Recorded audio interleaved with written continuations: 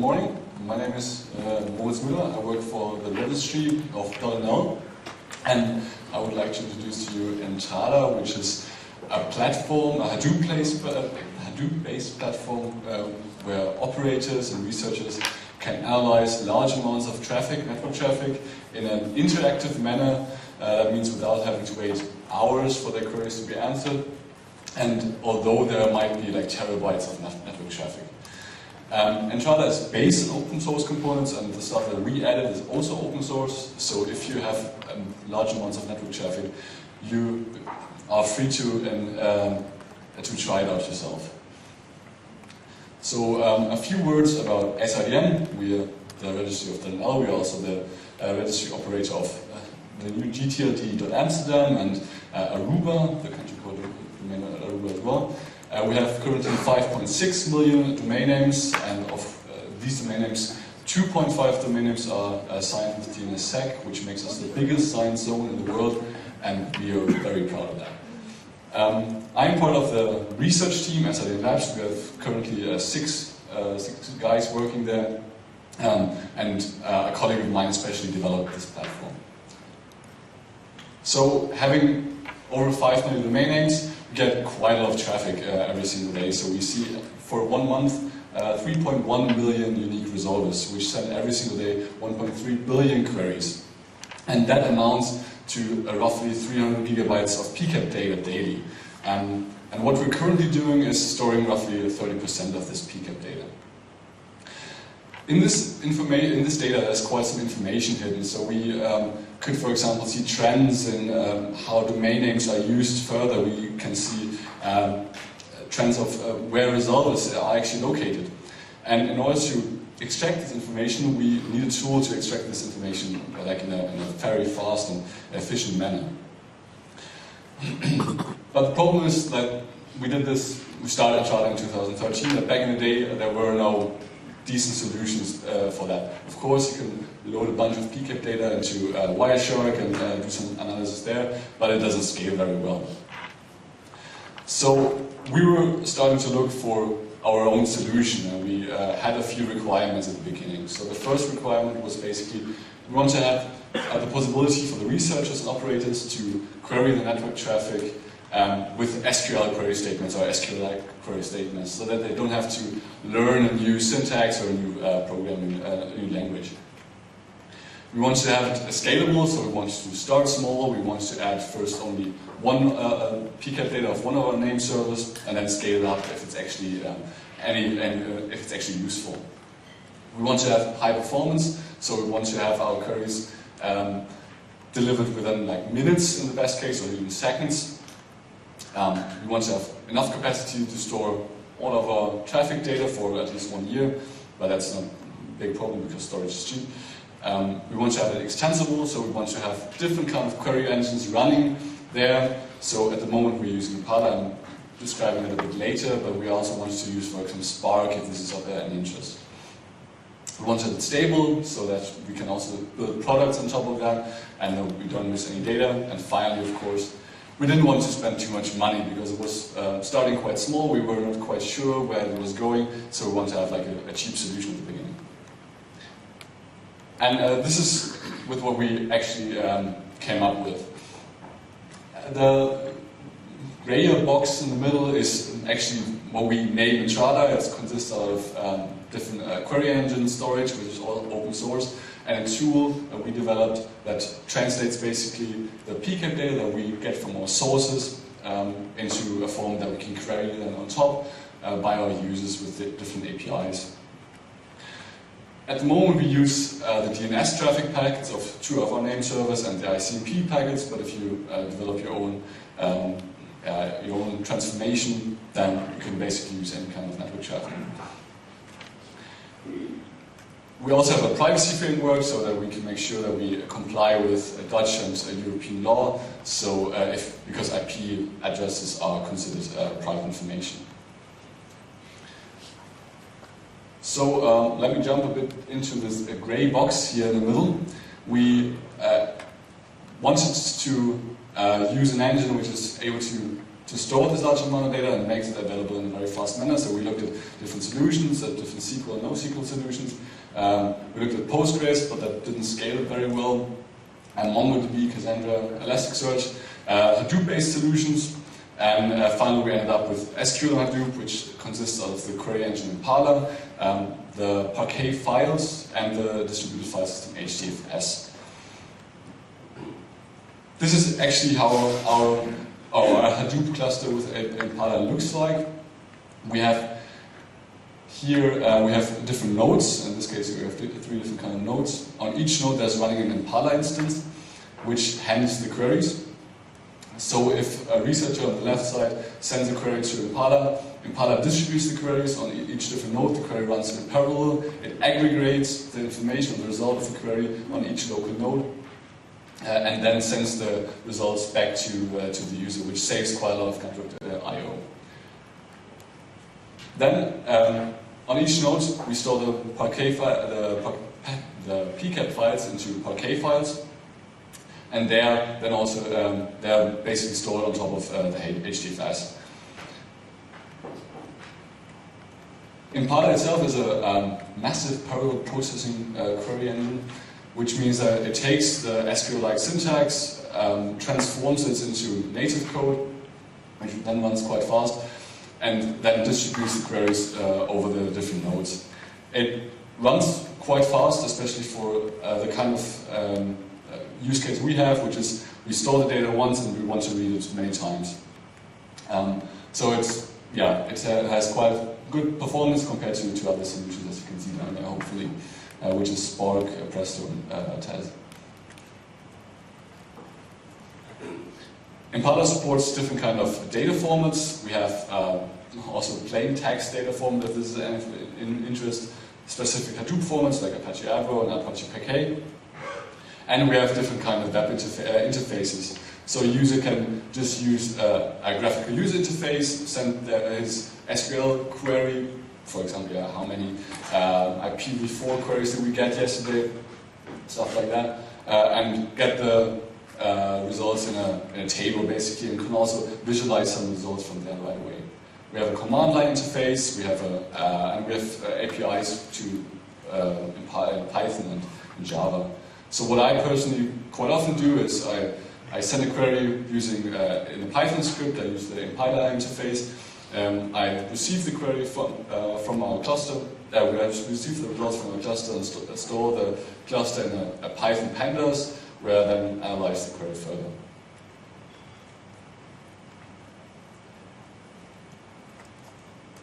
We could also just store the PCAP files directly, but that has several downsides. On the first side, reading compressed PCAP data is quite slow, and there are also no really good engines for that to read PCAP files from out a Hadoop cluster. There is, by the RAD community, a small library with which you can read PCAP files from out Hive, but it's also relatively slow.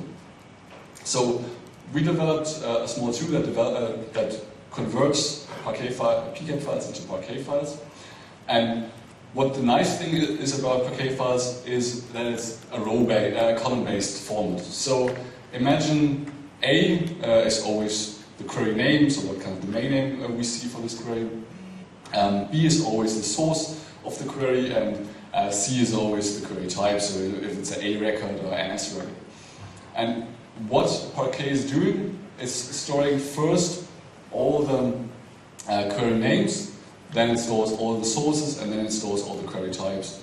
And that has the advantage that if you are, for example, only interested in what kind of query names we got, we only have to read from A1 to A3. You don't have to jump from A1 to A2 to A3 in the row-based form, which saves quite a lot of time, so the disk doesn't have to spin as often. And we can also compress the Parquet files quite efficiently. Additionally, we do some partitioning, so we partition the data by name server and day. So if you're only interested in queries for one name server on a single day, we don't have to crawl through all the other data, but we can really select the data in which we're interested, which makes it also quite fast. And these Parquet files are then distributed over a file system. We have currently 6 different data nodes. So yeah, in this case there are only 5, but imagine there are 6, and we replicate everything. We split the Parquet files into different blocks, and these blocks are then replicated 3 times above the different nodes.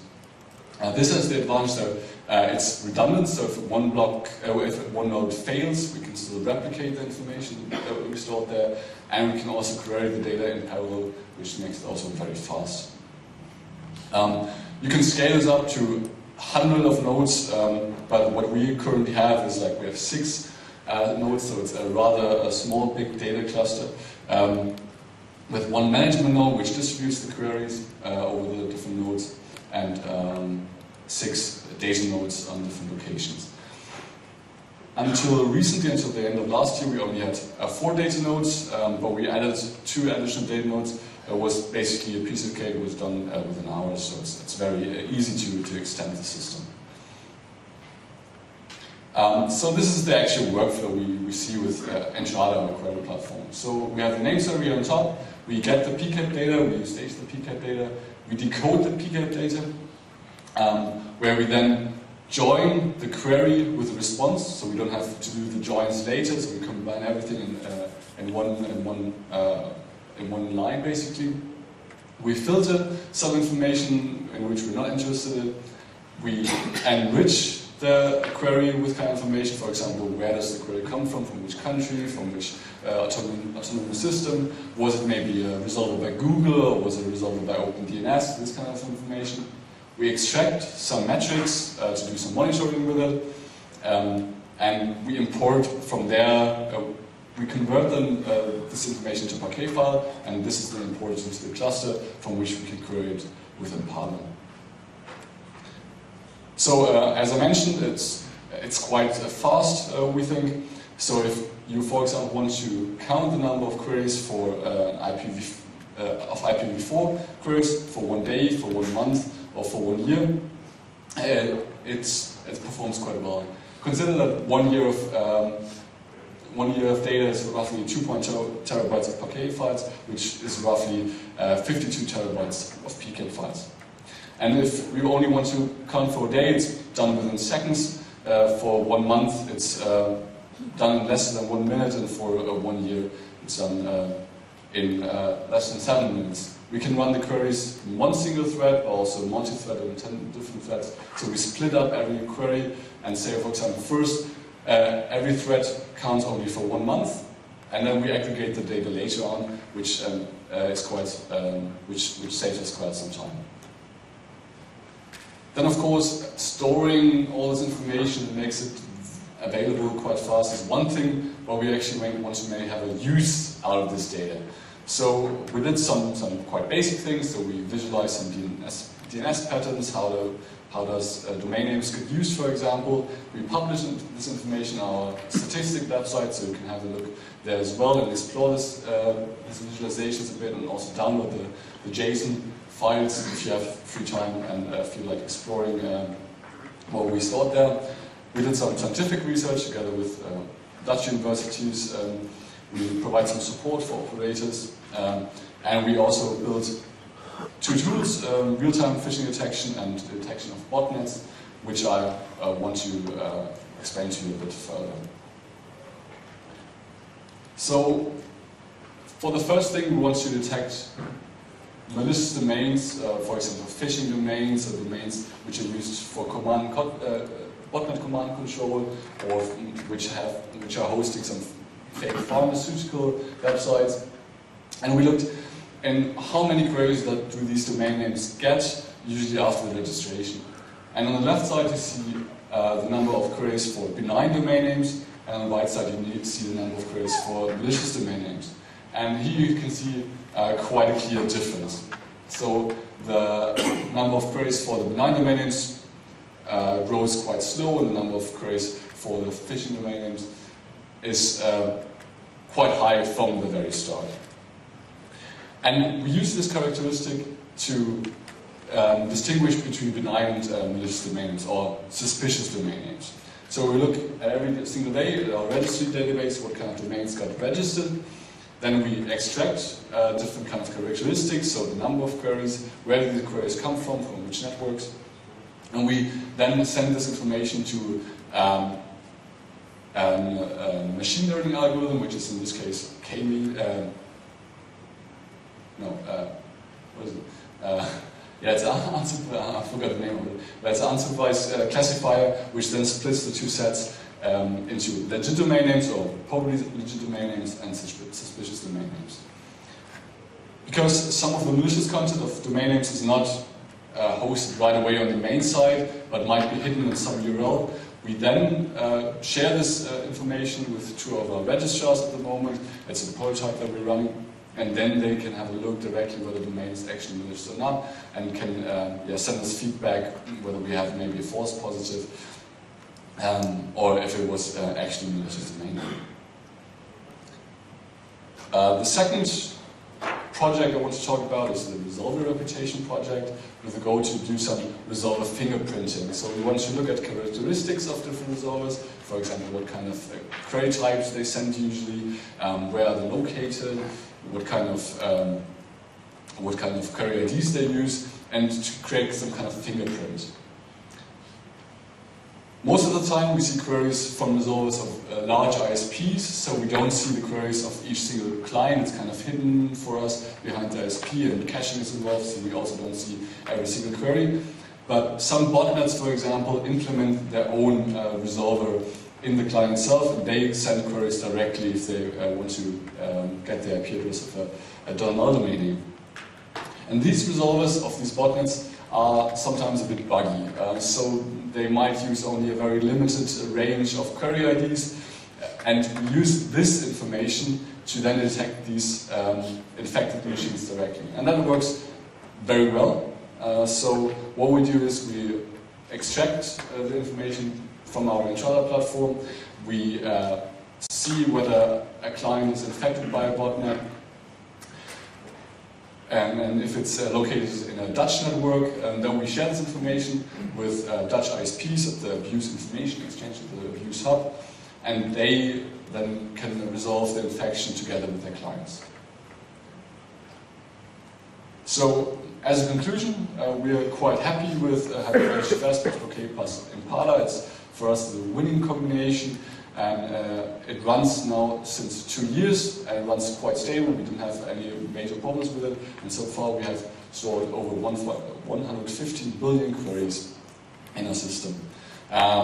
We did some research with universities. We identified malicious domains and botnets. We gave the public some insights in how .nl is behaving. And we want to enhance that further, so right now we only store the queries of 2 of our name servers, but we want to include more of our name servers. We might want to include the Anycast information of Netnod, because we are running some Anycast nodes of Netnod as well. So this might be very interesting to see how different Anycast nodes behave. We want to include active measurements of DNS, so far it's only passive DNS traffic, but we also want to crawl our zone actively. And we want to invite you to have a look at ENTRADA and see whether it might be interesting for you. We are very interested in what kind of other use cases do you see, and we are interested in do you see any extensions that are necessary. And if you see extensions, you can, of course, just develop them themselves, because ENTRADA is open source, or let us know. We have more information on our project website, and you can check out the code at GitHub. Yeah, that was pretty much it. Thanks for your attention. Thanks for Netnod for inviting us. Yeah.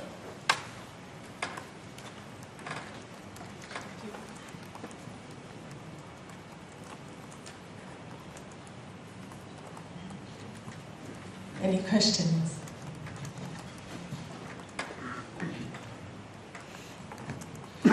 Martin, maybe at Cloudflare. Great work. 2 very diverse questions for you. The DNS industry seems to heavily use PCAP and sort of TCP dump style methodology of collecting data. Is there not enough information in the application itself, inside the DNS resolver, or authoritative in your case, where you could grab the data without seemingly running a separate process to sniff everything? And that's my first question. The second question is about the size of the Hadoop cluster and your parallelism in that. But first. Yeah. About the first question, I honestly I can't answer that honestly right now. I have to check with my colleague who was mainly involved in this development. I would imagine that there should be quite some data in the name server software as well. So I have to check whether why we actually get the data a bit early in the process and why we don't rely on information. But I think it's a good point. And then the second question really goes back a few slides when you started talking about the performance, when you showed a day, month, and a year. There's easier one to use, that one.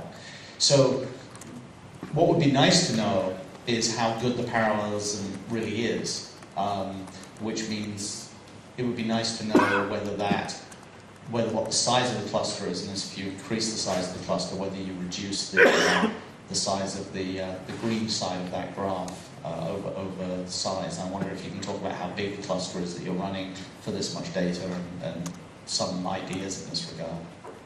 Yeah, the cluster is like 6 nodes, but how it actually scales and how it behaves, I can't answer you that. So we added now 2 more nodes, but I would assume that this parallelism, actually what we did here with the 10 threads, is something manual. So we don't rely on Hadoop to distribute the queries, but we actually run 10 queries at the same time and then merge the results ourselves at the end. So this is not something which is handled by Impala, but it's like manual work. So of course this scales quite well. If we just increase the number of nodes, we can run more threads. But yeah, I can't answer the question how Hadoop handles. Okay. That would be the part of my question is does it really scale if you add more nodes? That's not an easy answer. Yeah. But leave that as an exercise that's worth you looking at in the future. Definitely. Thank you very much. Lars Lehmann at Netnod, to speak to your question about the packets and picking them inside the application. Yes, if you're only looking at the DNS properties of the packets, that should be feasible. But there are so many other properties that you sometimes have to look at, like TDLs and I think that, well, other UDP-related properties that we may want to look at, which don't pertain specifically to the DNS, that they kind of tie into the picture. So I haven't seen a good option for that yet, but if you see one, please let me know. Thanks. That's the point, because we also store UDP-related information like TTL, like the size. We also store the ICMP traffic, so this is also something where it's easier to just grab all the information at this point rather than just split it up and collect ICMP with PCAP and DNS stage later. So that's Thank you. Okay, any other questions or comments?